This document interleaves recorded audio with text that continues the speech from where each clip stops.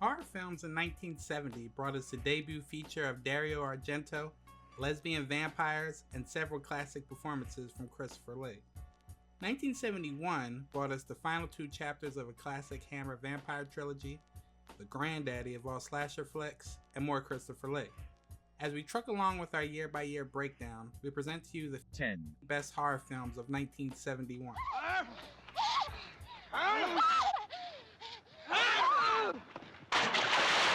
What you done? There's a witch. Oh, so we swung her, eh? See if she floats. How'd you know she be a witch? We know if she don't sink, she be one. If she sink, you done her murder. Number 10. The satanic essence of evil wreaks violent and revolting revenge. But it weren't human, sir. There were fur. Then it was an animal's remains. It were more like some fiend. And the evil grows quickly, attacking first the youth of the village and making them the devil's children. Ralph, look. Look. Oh, God, I prayed I'd never see that again. That's what they call the devil's skin. In 17th century England, the children of a small village are slowly converted into a coven of devil worshippers. The blood on Satan's claw provides a microcosm of a world in the grip of mass hysteria, in which witches and devilry lurk around every corner. But while other films of the time suggest the accusations of witchcraft are bogus, fueled by malice, greed, group neurosis, or shameless attention seeking, here the devil is all too real.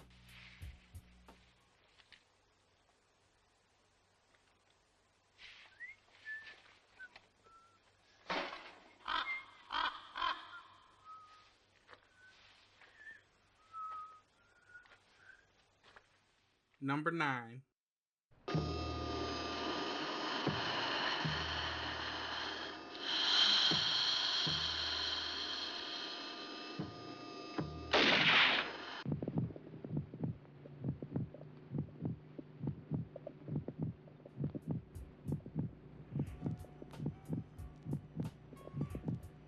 Imagine you are found lying prone in a park.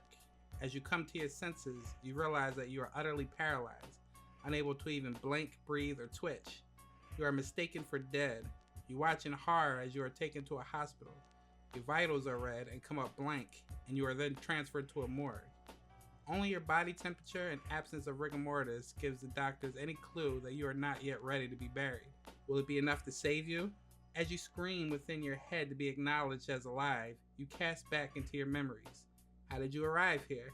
How did you come to be this way? This is the horrifying position that our protagonist, Gregory Moore, is placed into.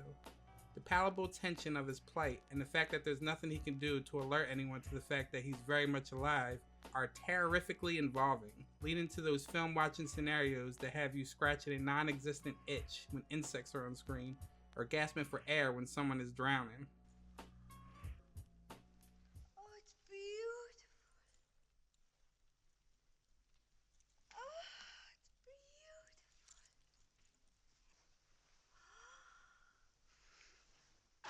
Number 8. Julie! Mirror, mirror on the wall, who's the ugliest of them all? Mirror, mirror on the wall, who's the fairest of them all? Devil woman! Mirror, mirror on the wall, who's the most terrifying of them all? The Countess Dracula. Countess Dracula is very loosely based on the real-life exploits of Elizabeth Bathory, a 17th century Hungarian countess who is purported to have bathed in the blood of 600 young women in an attempt to stay young and beautiful. Her story and life have inspired many other horror films and even songs by metal bands. This Hammer horror flick is an enjoyable take. Listen to that. It's so revolting and yet so interesting. Even though the Countess was buried over 300 years ago. The Countess Erzsébet Báthory, my ancestor. Erzsébet is Elizabeth in Hungarian, but she was best known as the Scarlet Countess. Imagine, she bled 300 virgins to death. Some say 800. A woman will do it. Number 7. silly tales about ghouls chased away by garlic and vampires shrinking from crosses. She kidnapped young girls and kept them chained to give blood. Blood for her to bathe in and drink. And she bit them everywhere. No. And then she pushed white-hot pokers into their faces. And when they parted their lips to scream, she shoved the flaming rod up into their mouths. Stop it. Blood. Beautiful red blood. Stop it! Her hands, and her arms, and her legs.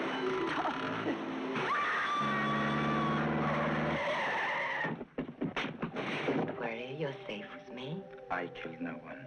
Again. It's difficult to forget. Ah, you will. After a while, it'll only be the remembrance of a bad dream. And then the remains of a remembrance. More and more faint in your mind. I have seen many a night fall away into an even more endless night. Nights like last night. Who do you think I am? A kind of ghoul? A vampire? Oh, no, my dear. So many nights, tumbling and tumbling away into the abyss of time. Faster, my love, faster.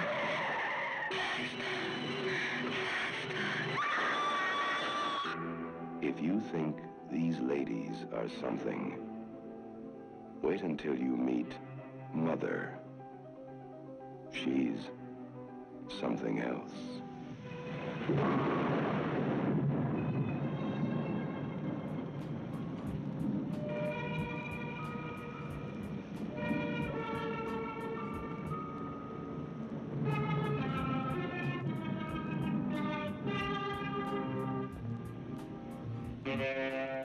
Here we go again. Another film based on the exploits of Elizabeth Bathory. This time the Countess is portrayed as a vampire, though not in a traditional way. We never see fangs, they don't melt in the sunlight, and they don't sparkle when the moonlight hits them. No, the vampires in Daughters of Darkness are too chic for that sort of thing. These vampire vixens worry more about how they're going to look and what they're going to wear before they indulge in their bloodlust. Here, Bathory has with her a beautiful young companion and a legendary legacy of perversion. But when the two women seduce a troubled newlywed couple, they unleash a frenzy of sudden violence and depraved desire that shocked both art house audiences and grindhouse crowds worldwide at the time. Daughters of Darkness makes decadence enchanted. Ben? Ben, I'll kill Ben? Number 6.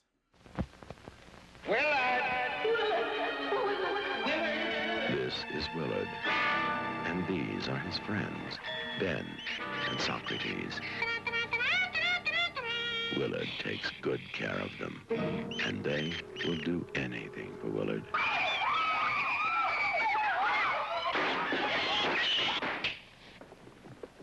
My God, look at the rats. You made me hate myself. Well, I like myself now. Where your nightmares end, Willard begins. Tear him up! No, Willie! No, Willie! Willard is the one movie you should not see alone. Willard, rated GP. A social misfit uses his only friends, his pet rats, to exact revenge on his tormentors. Willard, in many ways, serves as the forerunner for both the glut of natural horror / animal attack films, i.e. Night of the Lepus, and social outcast get revenge films, i.e. Carrie, that were so popular during the 70s, and the film manages to deliver well on both of these differing elements. Sure, it is ultimately more of a social outcast get revenge film than a natural horror film, but it should satisfy fans of both. Overall, this is a highly enjoyable and well-made film. A killer classic with teeth.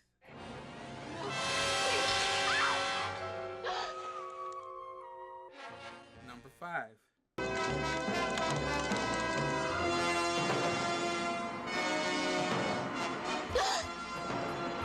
Everyone knows that twins are evil, right?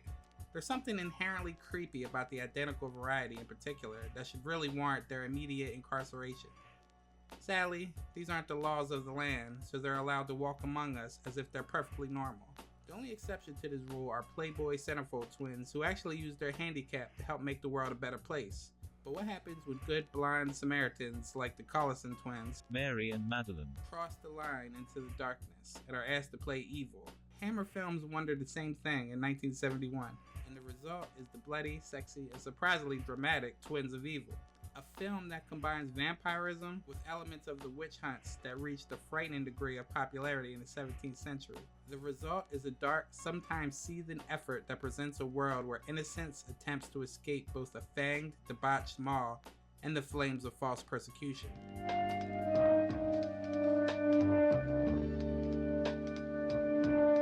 Number 4.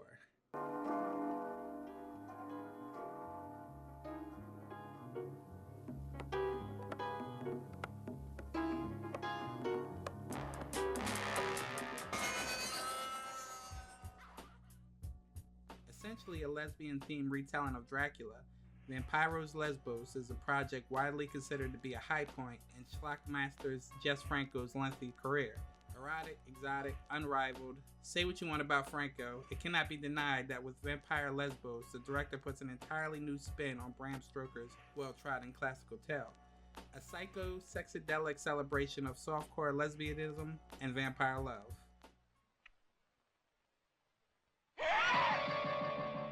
Number 3.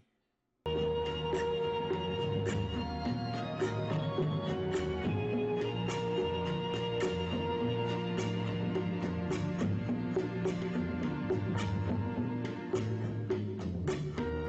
rarely acknowledged by the mainstream, A Bay of Blood, aka Switch of the Death Nerve, is now regarded by most of the horror community as the progenitor of the slasher wave from the 80s.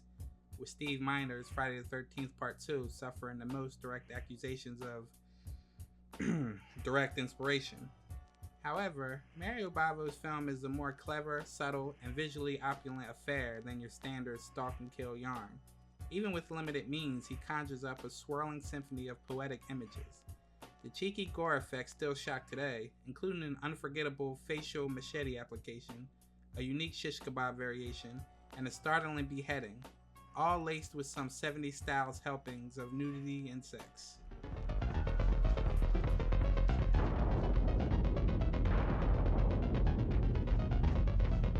Number 2. I'm calling on all the spirits of everyone who's ever died in this house. Jessica. I'm calling on all the spirits of everyone who's ever died in this house. Jessica. Paramount Pictures presents Let's Scare Jessica to Death. Let's Scare Jessica to Death is not a movie that will appeal to everyone. Those looking for shock, gore, and quick-paced editing won't find it here. What the movie does have, however, is a great sense of atmosphere and growing unease. In the film, a recently institutionalized woman has bizarre experiences after moving into a supposedly haunted country farmhouse, and fears she may be losing her sanity once again. Indeed, we're never quite certain if this is all coming from Jessica's feverish imagination, or there are more sinister doings afoot. And as the plot unfolds, it's easy to empathize more with Jessica and what she's going through. In fact, this is one of those movies where the main character is someone you actually really care about. Rare in today's typical horror movie.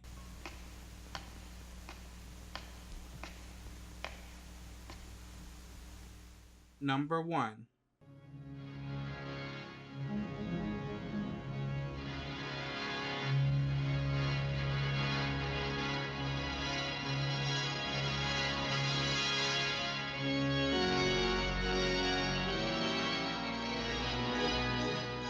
What lovely music for a murder, or 2, or 3, or 9.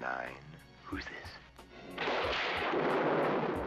Possessing a particularly gleeful and nasty sense of humor, The Abominable Dr. Phibes, set in the mid-20s, comes across almost like a live-action version of the artwork of Edward Gorey, not just in the film's mix of dark comedy and clever shocks, but also visually as well. In the film, doctor, scientist, organist, and biblical scholar Anton Phibes seeks revenge on the 9 doctors he considers responsible for his wife's death. There's something about this film that lifts it out of horror picture banality. Could be the ingenious deaths, the collective performance of the cast, the Art Deco surroundings, but perhaps it is mainly down to the film not taking itself too seriously. This leads to an amusing script and one of the best films of its ilk. It's great. Once again, thanks for watching, and let us know what your favorite horror film of the year is in the comment section below.